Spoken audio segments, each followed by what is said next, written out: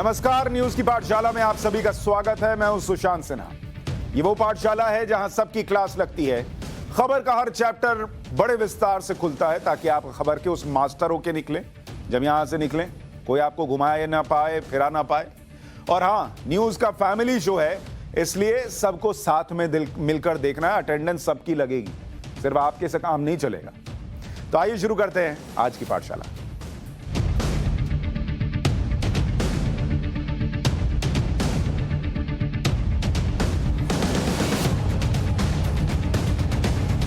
सबसे पहले आपको बताऊं कि आज पाठशाला में आपके लिए क्या क्या लेकर आया हूं। तो यहां आपके सामने रखता हूं पाठशाला में आज कौन कौन सी क्लास लगेगी।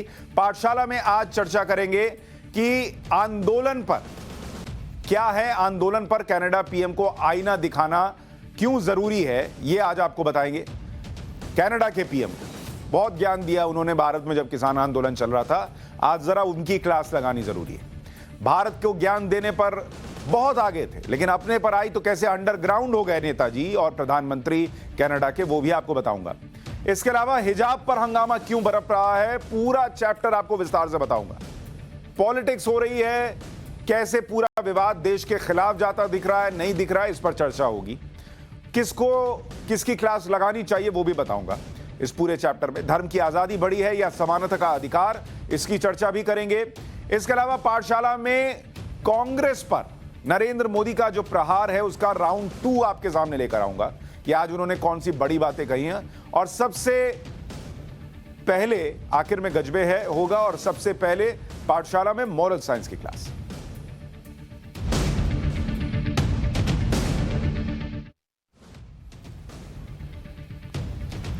पाठशाला में सबसे पहले मॉरल साइंस की क्लास में एक इंटरनेशनल खबर का चैप्टर खोल रहा हूं। भारत में लगभग 11,500 किलोमीटर यहां से दूर एक देश है कनाडा, जहां पिछले 10 दिनों से एक आंदोलन चल रहा है। और उस आंदोलन के जो चेहरा लोग हैं उससे अलग एक चेहरा आपको दिखाता हूं। ये वहां के प्रधानमंत्री हैं जस्टिन ट्रूडो। एक तस्वीर उनकी ये है और दूसरी तस्वीर वो है। अब आप कहेंगे दो क्यों दिखा रहा हूं, क्योंकि ये दो चेहरे वाले जस्टिन ट्रूडो हैं। इनका चेहरा जब दूसरों को ज्ञान देना होता है तो दूसरा होता है, और जब खुद पर आती है तो क्या होता है। आज आपको वो दोनों चेहरे आज की इस क्लास में समझाऊंगा। भारत के साथ एक कनेक्शन भी है इस पूरे आंदोलन का। जस्टिन ट्रूडो कनाडा के प्रधानमंत्री, और इनके दो चेहरे क्यों हैं मैं आज आपको बता रहा हूं। जब भारत में किसान आंदोलन चल रहा था तो इनका बयान क्या था, बहुत स्थिति चिंताजनक है, बहुत परेशान थे भाई साहब कि अरे बहुत भारत में स्थिति चिंताजनक है, मुझे कनाडा में बैठकर चिंता हो रही है। कनाडा में बैठे बैठे इनको चिंता हो रही थी। और जब कनाडा में आंदोलन शुरू हुआ तो वहां के आंदोलन को अराजक और लूटपाट बताने लगे भाई साहब। कनाडा में किसान आंदोलन जब भारत में चल रहा था तो आंदोलनकारियों के अधिकारों की रक्षा की बात करते थे ट्रूडो साहब। जब कनाडा में प्रोटेस्ट होने लगा तो बंधक बनाने की कोशिश कर रहे हैं। यह है जस्टिन ट्रूडो का दो चेहरा।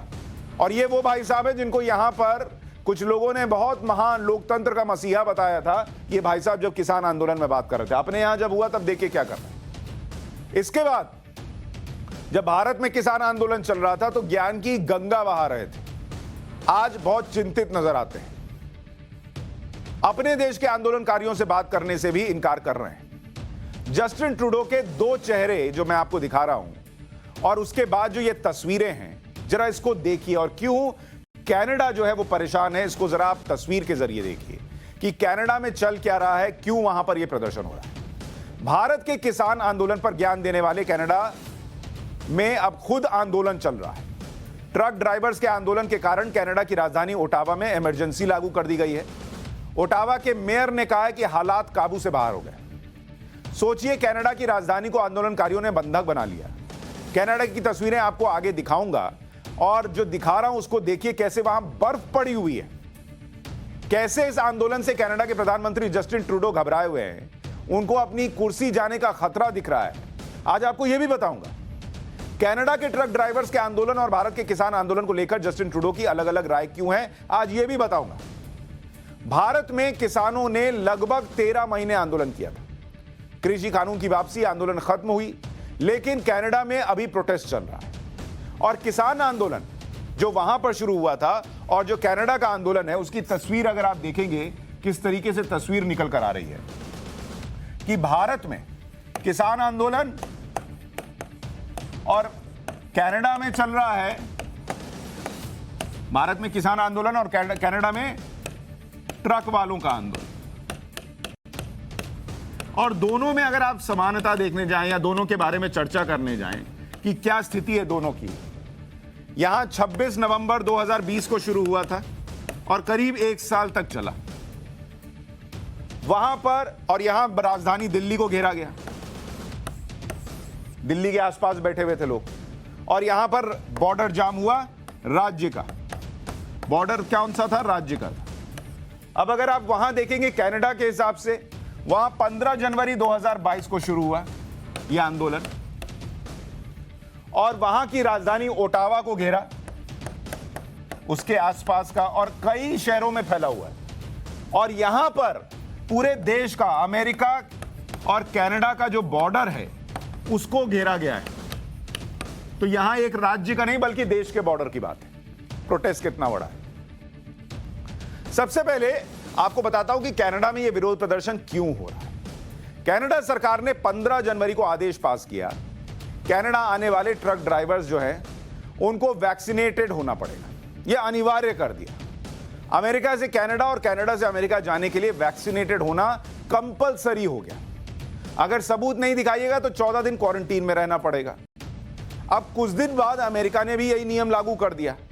सरकार के इस फैसले को वैक्सीन मैंडेट कहा गया।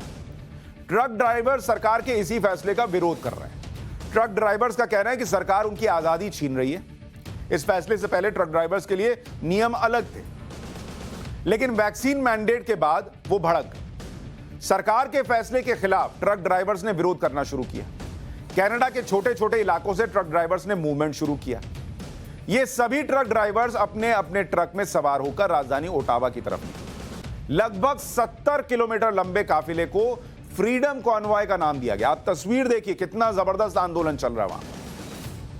हजारों लाखों की संख्या में लोग सड़क पर हैं।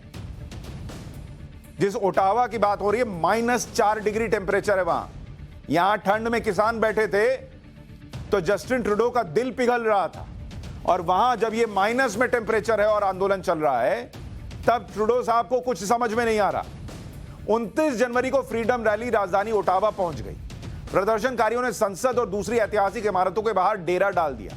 उनका कहना है कि वे तब तक अपनी जगह से नहीं हिलेंगे जब तक कि कोरोना से जुड़े प्रतिबंध हटा नहीं लिए जाते। प्रदर्शनकारियों ने प्रधानमंत्री जस्टिन ट्रूडो के आवास का भी घेराव किया था और कहा यह जा रहा है कि जस्टिन ट्रूडो प्रधानमंत्री साहब नदारद हो गए, भाग गए, छिप गए इस आंदोलन को देखकर। भैया, भारत का प्रधानमंत्री कहीं छिपे नहीं थे, तो अपना ज्ञान जब दे रहे थे तो सोचना चाहिए था कि खुद पर बीतेगी तो क्या होगा। ट्रक ड्राइवर्स ने कनाडा की राजधानी ओटावा को बंधक बना रखा है। उसके अलावा कनाडा अमेरिका बॉर्डर को जाम कर रखा है। यह तस्वीर जो है वो डेट्रॉयट में कनाडा अमेरिका बॉर्डर पर बने ब्रिज की है। इसी पुल के जरिए कनाडा से अमेरिका जाते हैं। इस पुल को पूरी तरह से जाम कर दिया गया है। जो ये आप तस्वीर देख रहे हैं पुल की, ये पूरा पुल जाम किया हुआ है। आंदोलनकारियों के इस प्रोटेस्ट के कारण कनाडा से अमेरिका की आवाजाही बुरी तरह से प्रभावित हुई है। कनाडा का एक और प्रमुख शहर है टोरंटो। इसी साल 5 फरवरी को टोरंटो में ट्रकर्स ने जोरदार प्रदर्शन किया। आंदोलनकारियों ने एक तरह से पूरे टोरंटो को घेर लिया। आप तस्वीर देखिए, पूरा टोरंटो घेराया हुआ है। लगभग 31 लाख की आबादी वाला टोरंटो कनाडा का सबसे बड़ा शहर है। यहां भी माइनस में टेम्परेचर है, -1 डिग्री। विकसित देश कनाडा की ये तस्वीरें देखिए और सोचिए कैसे एक फैसला पूरे देश को आंदोलन की तरफ धकेल देता है। और उसकी तस्वीर आप देखिए, ये जो आप तस्वीर देख रहे हैं टोरंटो की, एरियल शॉट में देखिए, या तो बर्फ की ठंडक है या आंदोलन की गर्मी है। इतनी ज्यादा भीड़ है, ट्रक सड़क पर लगा दिए गए हैं, भीड़ चारों तरफ से इकट्ठा हो गई। यह कनाडा में चल रहा है और कहीं सोशल मीडिया पर आपको हंगामा नहीं दिख रहा है कि लोग ज्ञान दे रहे हो। भारत के किसान आंदोलन में तो सब ज्ञान दे रहे थे, दुनिया से दे रहे थे, टूल किट बन के आ रहा था। अब कहां है सब? आंदोलनकारियों को रोकने के लिए भारी पुलिस बल का प्रयोग भी किया जा रहा है। कनाडा अमेरिका बॉर्डर पर पुलिस की तैनाती की गई है। कनाडा की दक्षिणी सीमा अमेरिका से लगती है और यहीं से दोनों देशों के बीच सड़क मार्ग से व्यापार होता है। बहुत ज्यादा दिनों तक जाम रहने से इसका असर लोगों पर पड़ने लगेगा। रोजमर्रा की चीजों की सप्लाई भी ठप हो सकती है। आंदोलन पर भारत को बड़ी बड़ी सलाह देने वाले कनाडा के प्रधानमंत्री अपने देश में चल रहे आंदोलन से इतना डर गए कि अज्ञात जगह पर चले गए। भाई साहब, 31 जनवरी को उसी अज्ञात लोकेशन से जस्टिन ट्रूडो ने कहा कि कुछ लोग आंदोलन की आड़ में अराजकता और लूटपाट फैला रहे हैं। सुनिए एक बार उनको। Over the past few days, Canadians were shocked and frankly disgusted by the behavior displayed by some people protesting in our nation's capital. I want to be very clear. We are not intimidated by those who hurl insults and abuse at small business workers and steal food from the homeless. We won't give in to those who fly racist flags. We won't cave to those who engage in vandalism or dishonor the memory of our veterans. कितने कमाल की बात है। भारत में आंदोलन हो रहा था तो जस्टिन ट्रूडो को ये लोग आंदोलनकारी लोकतंत्र की नींव मजबूत करने वाले नजर आते थे, और अपने यहां जब हो रहा है प्रदर्शन तो ये लोग इनको अराजक नजर आ रहे हैं। आंदोलन और अराजकता के इस माहौल से कनाडा के प्रधानमंत्री जस्टिन ट्रूडो को फर्क नहीं पड़ रहा, बल्कि वो तो आंदोलनकारियों से मिलने से भी इनकार कर रहे हैं। ट्रूडो कह रहे हैं कि कुछ लोग देश को बंधक बनाना चाहते हैं। एक बार वो बयान भी सुन लीजिए। Individuals are trying to blockade our economy, our democracy,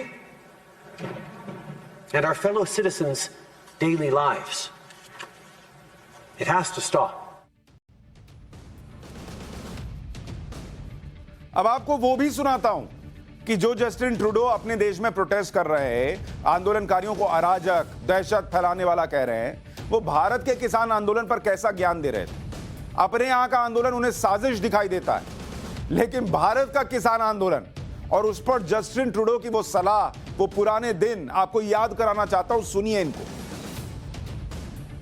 By recognizing the news coming out of India about the protest by farmers. The situation is concerning, and we're all very worried about family and friends. I know that's the reality for many of you. Let me remind you, Canada will always be there to defend the right of peaceful protest. We believe in the importance of dialogue, and that's why we've reached out through multiple means directly to the Indian authorities to highlight our concerns. This is a moment for all of us to pull together, because of COVID and because of everything else as well. We're going to be there to continue to work together as we there to help each other out. ये वो पुराना बयान है जो किसान आंदोलन के लिए जस्टिन ट्रूडो दे रहे थे, और तब ज्ञान क्या दे रहे थे, मेरे लोग वहां फंसे, मेरे दोस्त वहां हैं, उनको लेकर मुझे बड़ी चिंता है, भारत की बड़ी चिंता है। अरे अपने देश की करो ना भाई। भारत में आग में घी डाल रहे थे, अपने यहां जब सुलग रहा है मामला तब समझ में आ रहा ना, तब हाथ जल रहे हैं ना। और भारत के प्रधानमंत्री कहीं भागे नहीं, भारत की पुलिस ने उन लोगों के साथ वो नहीं किया जो ये कर रहे हैं। अभी बताऊंगा इन लोगों के साथ कनाडा में क्या हो रहा है इस ठंड के बीच में। भारत के किसान आंदोलन पर हमदर्दी दिखाने वाले जस्टिन ट्रूडो को अपने देश के आंदोलनकारियों के अधिकार की कोई चिंता ही नहीं है। कनाडा के आंदोलनकारियों को परेशान करने में जस्टिन ट्रूडो ने कोई कसर नहीं छोड़ी। ओटावा में प्रदर्शनकारियों से हजारों लीटर ईंधन जब्त कर लिया गया, प्रदर्शनकारियों के पास से तेल का टैंकर जब्त कर लिया, खाने की सप्लाई रोक दी। आप सोचिए, भारत में 1 साल आंदोलन चला, ऐसा कुछ नहीं हुआ। कनाडा में कुछ दिन के आंदोलन में प्रधानमंत्री ने वहां के खाने की सप्लाई रुकवा दी। यह है भारत और कनाडा का फर्क। और जो लोग ज्ञान दे रहे थे कि भारत में लोकतंत्र खत्म हो गया है, वो देखे लोकतंत्र कैसे खत्म होता है। रसोई और खाने का भंडार जब्त कर लिया गया है वहां पर इस ठंड के बीच में। प्रदर्शनकारियों की मदद करने वालों को गिरफ्तारी का डर दिखाया जा रहा है। यह है जस्टिन ट्रूडो, जिन्होंने सारे हथकंडे अपनाए जिससे प्रोटेस्ट को खत्म किया जा सके। क्या ये लोकतांत्रिक तरीके लगते हैं आपको? भारत में तो ऐसा नहीं हुआ। पुलिस ने केवल बैरिकेडिंग की थी, उस पर हंगामा मच गया था। खाने की सप्लाई नहीं रोकी गई, मदद करने वालों को गिरफ्तार नहीं किया गया। अब जस्टिन ट्रूडो का ज्ञान कहां गया? जस्टिन ट्रूडो को मसीहा बताने वालों का ज्ञान कहां गया? प्रदर्शनकारियों के साथ अपने देश में ऐसा सलूक क्यों? उनके फ्रीडम ऑफ एक्सप्रेशन की रक्षा क्यों नहीं कर रहे? जस्टिन ट्रूडो ने किसान आंदोलन का समर्थन क्यों किया था, यह भी आपको समझना पड़ेगा। तब आपको समझ में आएगा कि दूसरे देश में हो रहे किसान आंदोलन में जस्टिन ट्रूडो क्यों कूद पड़े थे। 2021 में चुनाव था, 2021 में चुनाव था और वहां पर जो जस्टिन ट्रूडो हैं, उनको, उनकी लिबरल पार्टी को 156 सीट मिली थी, 156 सीट। बहुमत के लिए उनको कितनी सीट चाहिए थी? बहुमत के लिए 177 सीट, 177।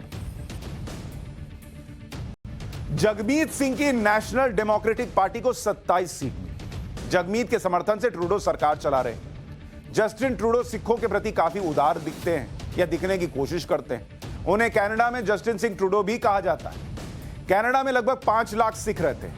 कनाडा में पंजाबी तीसरी सबसे लोकप्रिय भाषा है और कनाडा की 1.3% आबादी पंजाबी बोल और समझ सकती है। तो जब अपने लिए सीटों की जरूरत थी और जहां से सीट मिल रही थी, मदद मिल रही थी, उनको खुश करना था, तो आपने यहां भारत के लिए भारत में आग लगाने में कमी नहीं छोड़ी।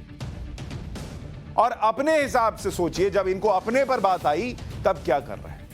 ये सब आपको इसलिए बता रहा हूं, मुझे कोई नहीं, कनाडा में जो करना है कर लो भाई, लेकिन ये लोग भारत में कैसे आग लगाते हैं ये सब नहीं समझिएगा, तब तक आप समझ नहीं पाएगा कि हिंदुस्तान में कैसे पिछले कुछ दिन से ये माहौल बनाया हुआ है कि सड़क व्यस्त रहना चाहिए, आंदोलन चलता रहना चाहिए।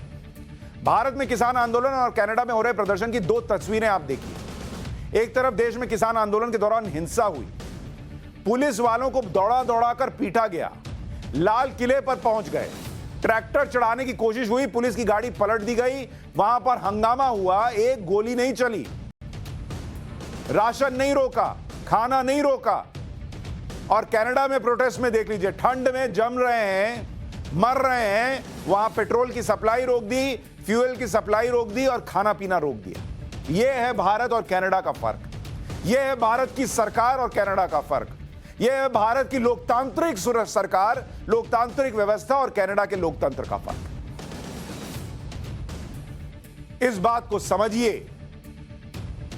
जस्टिन ट्रूडो साहब हमें बहुत समझा कर गए थे आप, आज आपको बस एक छोटी सी सलाह देता हूं, अगर देश के प्रधानमंत्री हैं तो इतना कलेजा तो रखिए कि आंदोलन को झेल सकिए। अगर देश के प्रधानमंत्री हैं तो इतना कलेजा तो रखिए कि उनको सुन सकिए। भारत में तो किसान आंदोलन में 13 राउंड की बातचीत हुई थी, आपसे तो उनको बुलाकर सुनने की भी हिम्मत नहीं। तो पहले अपनी हिम्मत बढ़ाने के लिए हिम्मत का बूस्टर डोज लीजिए, तब भारत को ज्ञान दीजिएगा अगली बार। पाठशाला में अब अगली क्लास। पाठशाला में अब बात स्कूलों में बढ़ती धार्मिक कट्टरता के चैप्टर की। स्कूल के बारे में कहा जाता है कि school is a building which has 4 walls with tomorrow inside. यानी स्कूल वो इमारत है जिसकी 4 दीवारें हैं और देश का कल या भविष्य उसके अंदर है। स्कूल ही वो संस्था है जहां किसी तरह के भेदभाव की जगह नहीं हो सकती, जहां बच्चे साथ पढ़ते हुए ये नहीं सोचते कि उसके सहपाठी का धर्म क्या है। हमने कभी नहीं सोचा, आपने भी नहीं सोचा होगा कि बगल वाला कौन से धर्म का है, कौन सी जाति का है। जहां किताबों का ज्ञान धर्म देखकर नहीं दिया जाता, स्कूल ही एक बेहतर समाज का निर्माण करता है। लेकिन कर्नाटक के स्कूलों से आ रही तस्वीरें देखकर यह सवाल मन में आ रहा है कि स्कूल को धार्मिक प्रदर्शन का अड्डा क्यों बना दिया गया।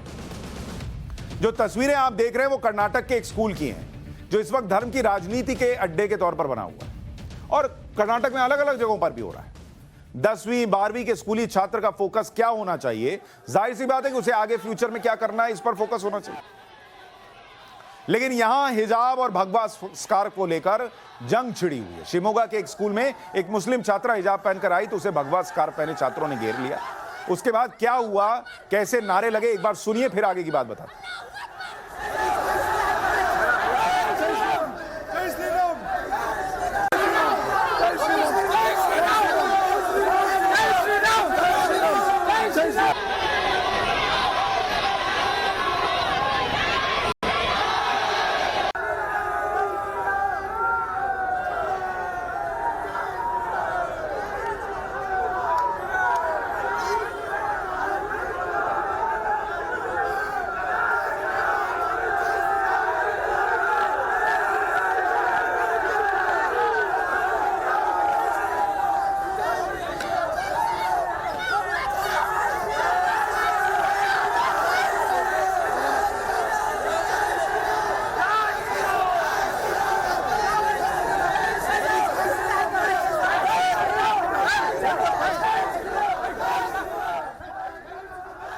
पूरा मसला तो आगे समझाऊंगा कि कैसे ये इक्वालिटी की लड़ाई चल रही है, लेकिन जरा इन छात्रों से कहना चाहता हूं जो लड़की को घेर कर जय श्री राम के नारे लगा रहे थे और लड़की भी अल्लाह अकबर चिल्लाने लगे।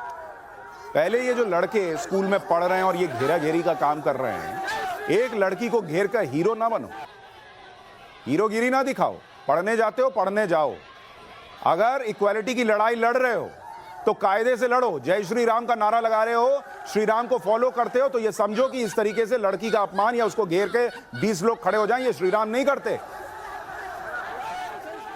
तो पढ़ाई करने गए हो और अगर समानता की लड़ाई लड़नी है तो कायदे से लड़ो। टीनेजर हो, बात समझ में नहीं आ रही है कैसे लड़ना है, तो घर बैठो। लड़की को घेर कर और इस तरीके से करने की जरूरत नहीं है। अच्छी बात यह कि कम से कम टीचर वहां के लोगों को पीछे हटा रहे थे। तुम ही कर सकते हो सिर्फ घेर के जय श्री राम के नारे। कल को तुम्हारे घर से कोई निकलेगा और वो घेर के अल्लाह अकबर चिल्लाएंगे, चलेगा तुमको? तुम्हारी लड़ाई इस बात की है कि कौन जय श्री राम बोलेगा और कौन अल्लाह अकबर? या लड़ाई इस बात की है कि अगर कोई हिजाब पहनकर आएगा तो दूसरा व्यक्ति जो है वो भगवा रंग की शॉल लेकर क्यों नहीं आएगा? क्यों सब स्कूल ड्रेस में नहीं आएंगे? ये लड़ाई लड़ रहे हो ना। और इस देश में तो वैसे ही लोग बैठे हुए हैं कि इतनी छोटी सी तस्वीर को जो है बड़ा बना दिया जाए, हंगामा कर दिया जाए। एक चीज का बस ये ऑप्शन दिया जा सकता है या स्कोप दिया जा सकता है कि भाई नए लड़के हैं, टीनेजर हैं, अभी उस उम्र में हैं कि समझ में नहीं आया कि कैसे क्या करना है। लेकिन जो करने निकले हो वो करो ना भाई, बात करो, चर्चा करो। ये कौन सी तस्वीर है?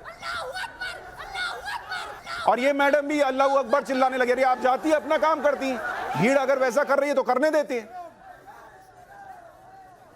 अब एक दूसरी तस्वीर देखिए।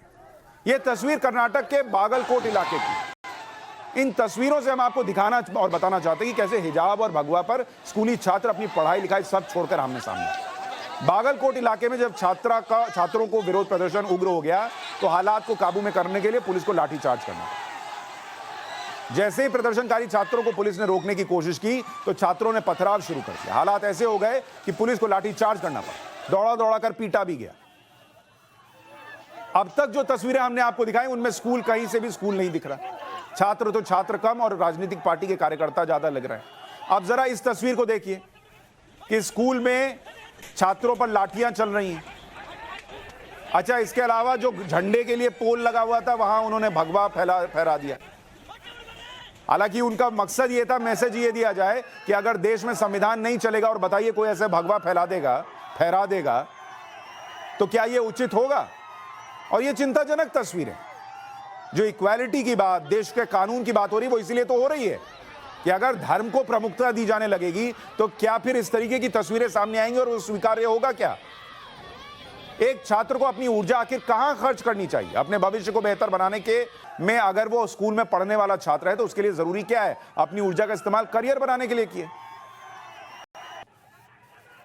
लेकिन यहां प्रदर्शन कर रहे हैं छात्र, और उन छात्रों की उम्र क्या होगी? 15-16, इससे ज्यादा नहीं होगी।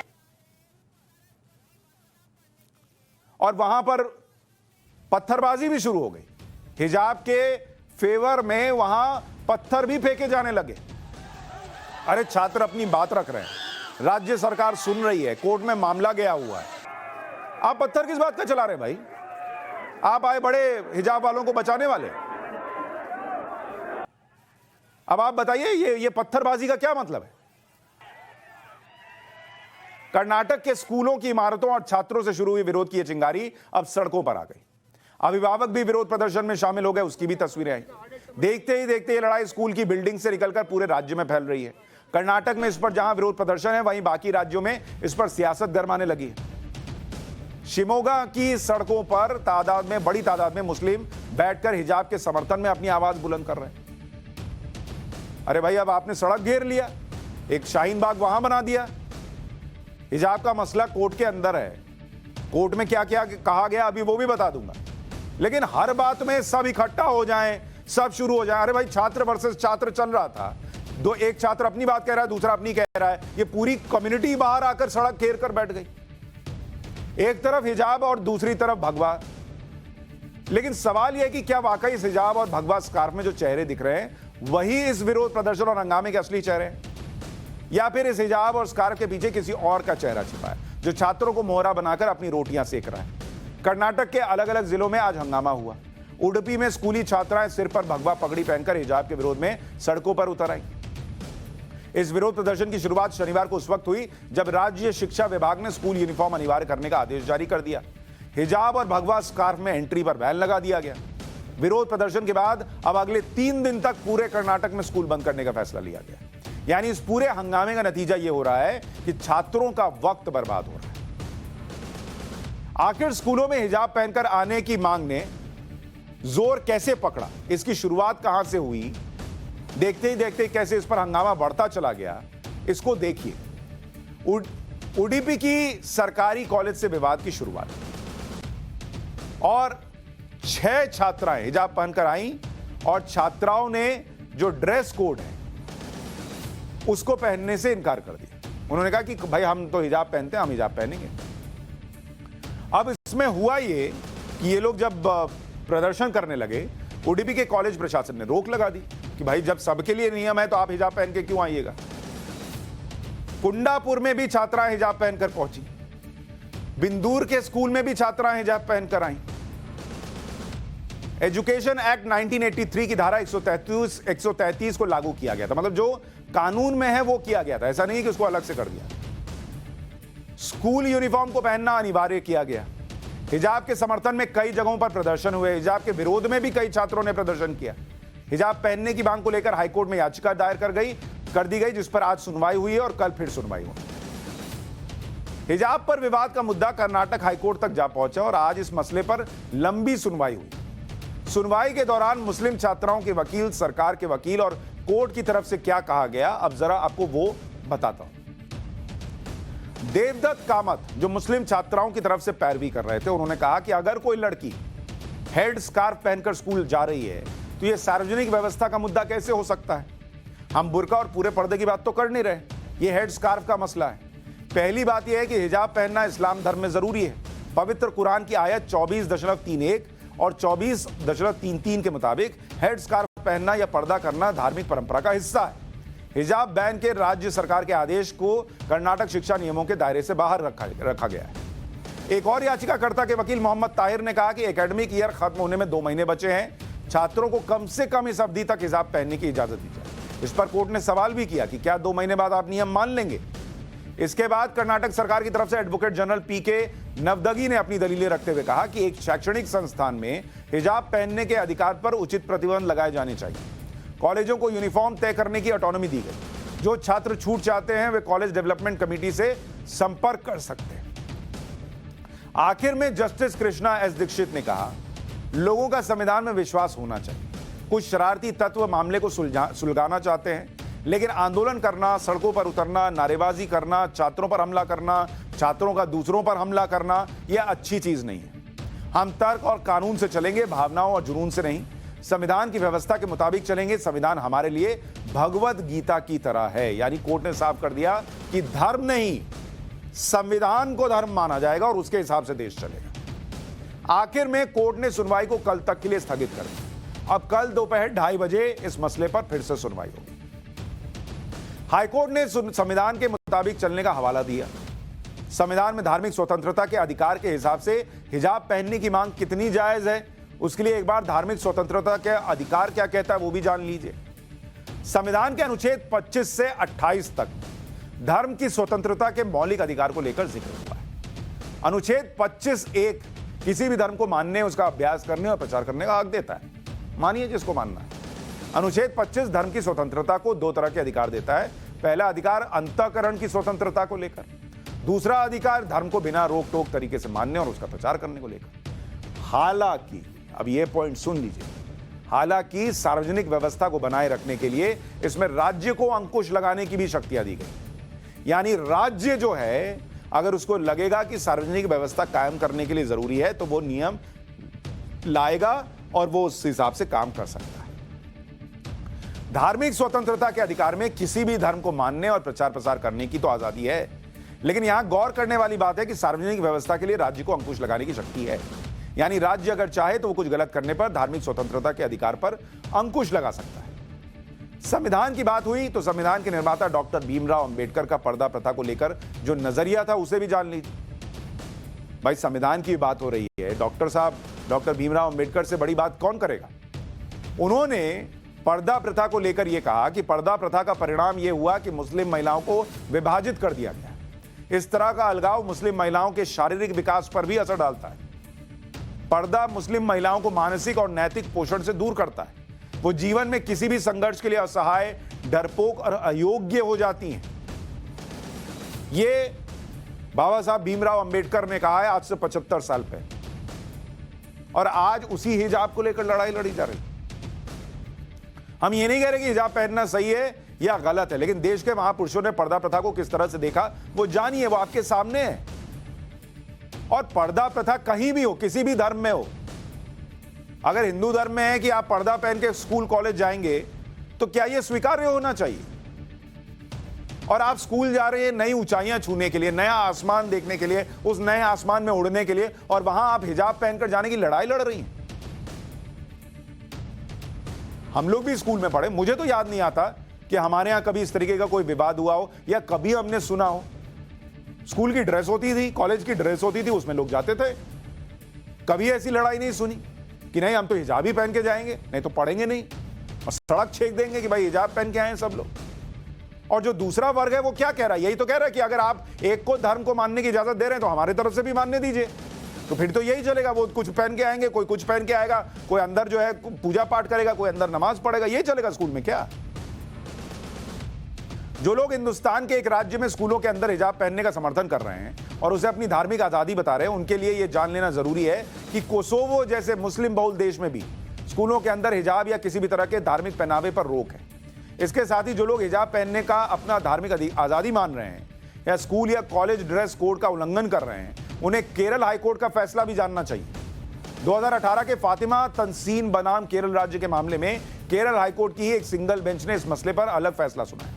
कोर्ट ने कहा कि किसी संस्था के सामूहिक अधिकारों को याचिकाकर्ता के व्यक्तिगत अधिकार पर तरजीह दी जाएगी। अगर इस मामले के संदर्भ में इसे देखें तो छात्रों से ज्यादा स्कूल कॉलेज के अधिकारों को तरजीह दी जाएगी। जो नियम वो बनाएंगे उन्हें छात्रों को मानना जरूरी होगा।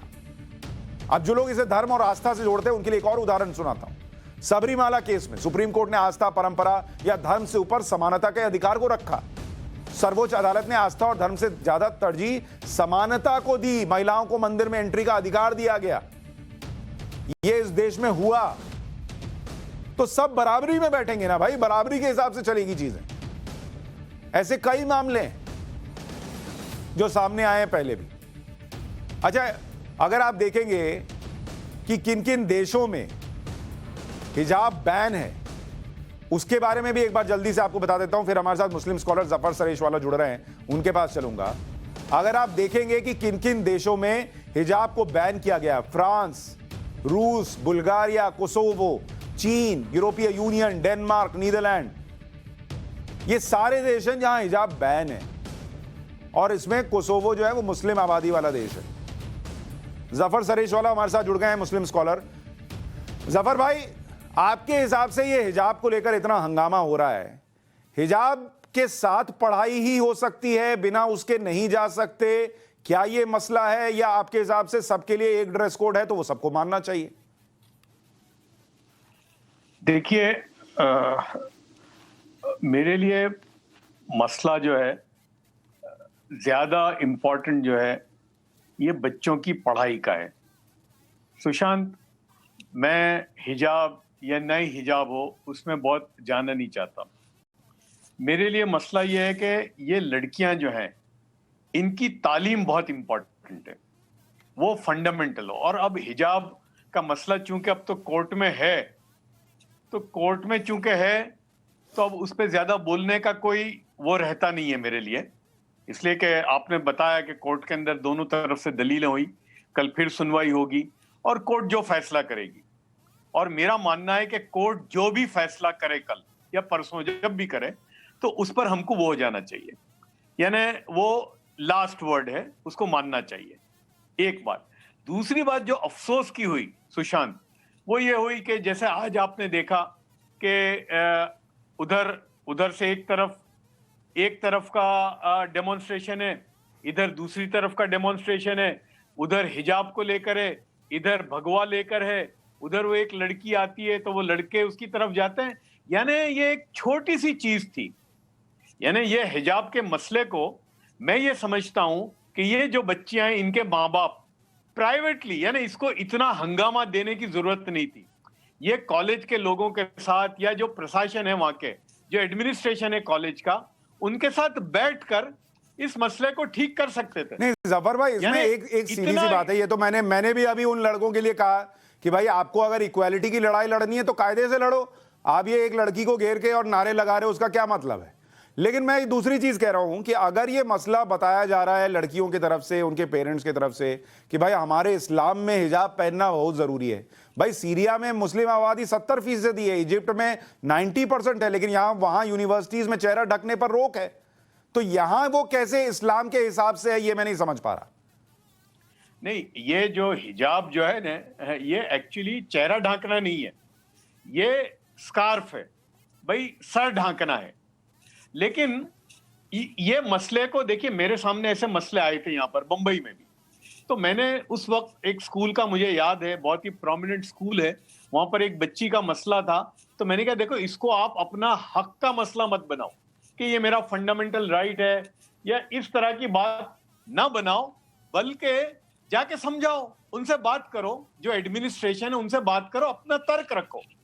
जो एक हमारा जो समाज है,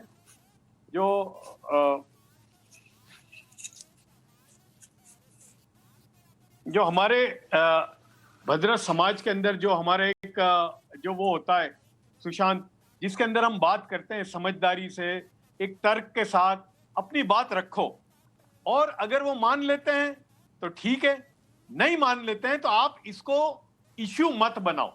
इसलिए कि जब इश्यू बनता है तो फिर ये सारी चीजें होती हैं जो आज हुई यहाँ पर, ये 2-3 दिन से, यानी उधर से भी आया, यानी वो जिद का जब मसला बना तो उधर वो भगवे भी निकले, उधर आज जो बच्ची के साथ हुआ जो आपने बताया ये भी हुआ, और एक आप आज इन्होंने स्कूलों को 3 दिन के लिए बंद कर दिया। यानी ये मसले को मैं यूं कहता हूं कि उसी कॉलेज के लेवल पर उसको सेटल कर दिया होता, ये इतनी बड़ी चीज नहीं थी। ठीक है जफर भाई, बहुत बहुत आपका शुक्रिया ये पूरी बातें बताने के लिए और कहने के लिए। और जफर सरेशवाला साहब जो कह रहे हैं वही बात हम लोग भी कह रहे हैं। आपको बस इतना तय करना है कि पढ़ाई को इंपॉर्टेंस देनी है या आपके लिए हिजाब ही इंपॉर्टेंट हो गया। क्योंकि अगर हिजाब के बिना काम नहीं चलता तो पूरे देश में लड़कियां जो है वो हिजाब पहन के जा रही होती, जो इस्लाम को मानती हैं, नहीं जा रही ना भाई। जो लोग सोशल मीडिया पर आपके साथ खड़े होने के दावे कर रहे हैं वो बड़ी बड़ी पार्टियों में छोटे छोटे स्कर्ट पहन के जा रही हैं, और वो भी इस्लाम ही फॉलो करती हैं। वो सलवार कुर्ता भी पहन के जा रही हैं, वो आधुनिक ड्रेस भी पहन के जा रही हैं, और वो चाहते हैं लोग कि आप हिजाब में फंसे रहें, आप हिजाब से बाहर ना निकलें। और मैं तो दोनों के लिए कह रहा हूं, हिंदुओं में भी पर्दा प्रथा कोई बहुत अच्छी चीज तो नहीं है। तो कोई कल को कहे कि मैं स्कूल में जाऊंगी, मेरे बच्चे स्कूल में जाएंगे लेकिन पर्दा करके जाएंगे, तो इसको स्वीकार करें क्या? स्कूल में जाने का फिर मतलब क्या हुआ? अगर आपकी सोच वहीं अटकी है कि आपको जो है वो ढके पुते रहना है, ये सोचिए इन बातों पर। और जो विरोध कर रहे हैं वो आपका विरोध नहीं कर रहे हैं, वो दरअसल समानता की लड़ाई लड़ रहे हैं। तरीका कहीं गलत हो सकता है, कहीं सही हो सकता है, टीनेजर्स हैं, युवा हैं, तरीका कहीं कहीं गलत हो जाएगा, कहीं सही भी होगा, लेकिन उनकी बात सही है या गलत है इस पर विचार किया जाना चाहिए।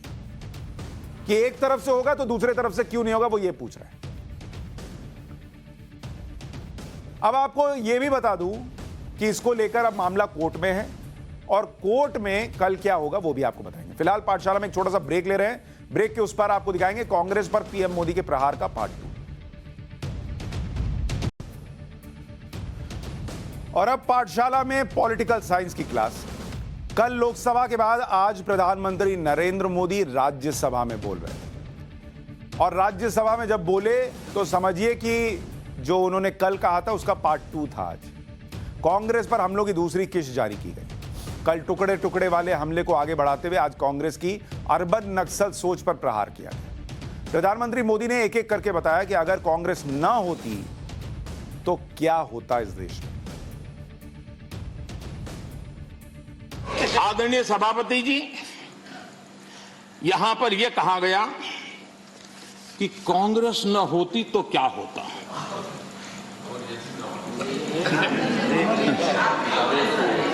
India is Indira, Indira is India, यही सोच का परिणाम है। आदरणीय सभापति जी, मैं जरा बताना चाहता हूं, ये कहा गया है, मैं सोच रहा हूं कि कांग्रेस ना होती तो क्या होता, क्योंकि महात्मा गांधी की इच्छा थी। क्योंकि महात्मा गांधी को मालूम था कि इनके रहने से क्या क्या होने वाला है, और इन्होंने कहा था पहले से इसको खत्म करो, इसको बिखेर दो, महात्मा गांधी ने कहा था। लेकिन अगर ना होती महात्मा गांधी की इच्छा के अनुसार, अगर हुआ होता, अगर महात्मा गांधी की इच्छा के अनुसार कांग्रेस न होती तो क्या होता? लोकतंत्र परिवारवाद से मुक्त होता। भारत विदेशी चश्मे के बजाय स्वदेशी संकल्पों के रास्ते पर चलता। अगर कांग्रेस न होती तो इमरजेंसी का कलंक न होता। अगर कांग्रेस न होती तो दशकों तक करप्शन को संस्थागत बनाकर नहीं रखा जाता। अगर कांग्रेस न होती तो जातिवाद और क्षेत्रवाद की खाई इतनी गहरी न होती।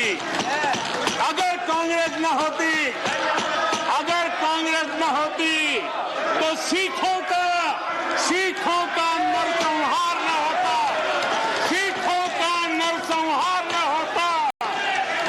सालों साल पंजाब आतंकी आग में न जलता। अगर कांग्रेस न होती तो कश्मीर के पंडितों को कश्मीर छोड़ने की नौबत न आती। अगर कांग्रेस न होती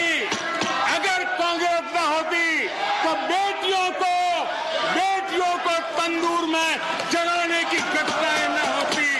अगर कांग्रेस न होती तो देश के सामान्य मानवी को घर, सड़क, बिजली, पानी, शौचालय, मूल सुविधाओं के लिए इतने सालों तक इंतजार न करना पड़ता। राज्यसभा में बोलते हुए पीएम मोदी ने गोवा के इतिहास का चैप्टर भी खोला। उन्होंने कहा, नेहरू जी की वजह से गोवा को 15 साल तक गुलाम रहना पड़ा। यह वर्ष गोवा के 60 वर्ष का एक महत्वपूर्ण कालखंड का वर्ष है। गोवा मुक्ति को 60 साल हुए। मैं आज जरा उस चित्र को कहना चाहता हूं। हमारे कांग्रेस के मित्र जहां भी होंगे जरूर सुनते होंगे, गोवा के लोग जरूर आज सुनते होंगे मेरी बात को। अगर सरदार साहब, जिस प्रकार से सरदार पटेल ने हैदराबाद के लिए रणनीति बनाई, इनिशिएटिव लिए, जिस प्रकार से सरदार पटेल ने जूनागढ़ के लिए रणनीति बनाई, कदम उठाए, अगर सरदार साहब की प्रेरणा लेकर के गोवा के लिए भी वैसी ही रणनीति बनाई होती तो गोवा को हिंदुस्तान आजाद होने के 15 साल तक गुलामी में नहीं रहना पड़ा होता। भारत की आजादी के 15 साल के बाद गोवा आजाद हुआ और उस समय के 60 साल पहले के अखबार, उस जमाने की मीडिया रिपोर्ट बताती है कि तब के प्रधानमंत्री अंतर्राष्ट्रीय छवि का क्या होगा, ये उनकी सबसे बड़ी चिंता का विषय था।